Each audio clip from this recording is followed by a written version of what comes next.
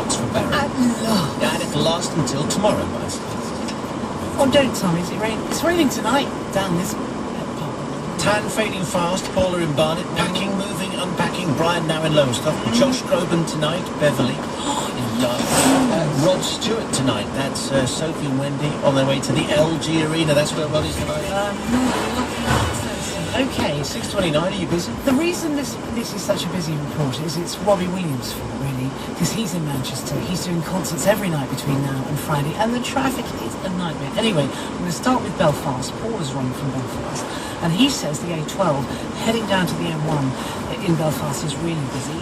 Now, yeah, Manchester, because of that big concert tonight, we've got all sorts of traffic problems. M67, very slow, westbound towards the M60 with queues backing onto the A628.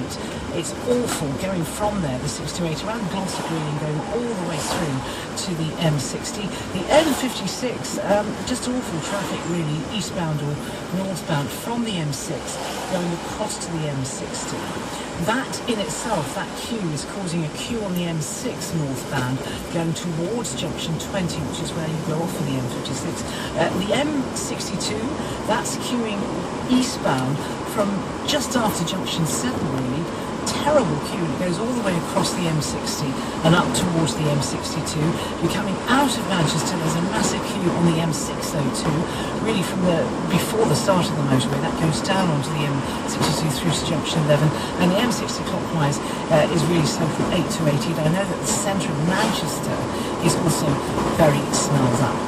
A59 has been shut both ways. There's a place between Harrogate and Knaresborough at Starbuck due to an accident. M1, very slow traffic, says Charlie, at 23 to 24 going up towards Nottingham. Demolition Charlie says it is because that the A1 is closed northbound at a point between Grantham and Newark, so a lot of people diverting across onto the M1, which is why it's so busy.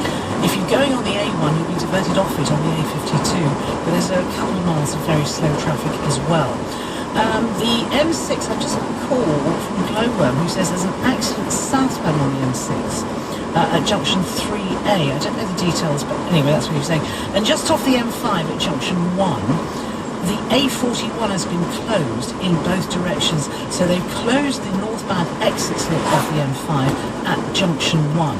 M25, really busy both ways, 15 to 12, M4, M3.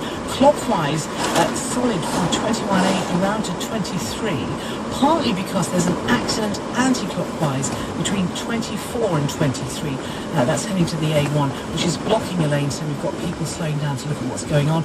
If you're going out of London on the Marylebone Road, there are 2 lanes blocked westbound, just up by Madame Tussauds, creating a massive jam back towards King's Cross. The A30 has been shut finally at Yeovil following an accident there.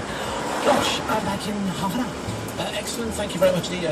Another classy bulletin from Sally Traffic, thank you very much. 6:32, this is Radio 2, and it's time for a few questions. It's all 1-all, as I recall. It is, Everyone yes. has a point, and then I shall lose by Thursday. It's a bit like Spurs finishing 5th at the end of the season. Oh dear, right. So what do you have, Rebecca? As we heard in the news, the Italian fashion designers Dolce & Gabbana have been sentenced to jail in Italy for a year and 8 months for tax evasion.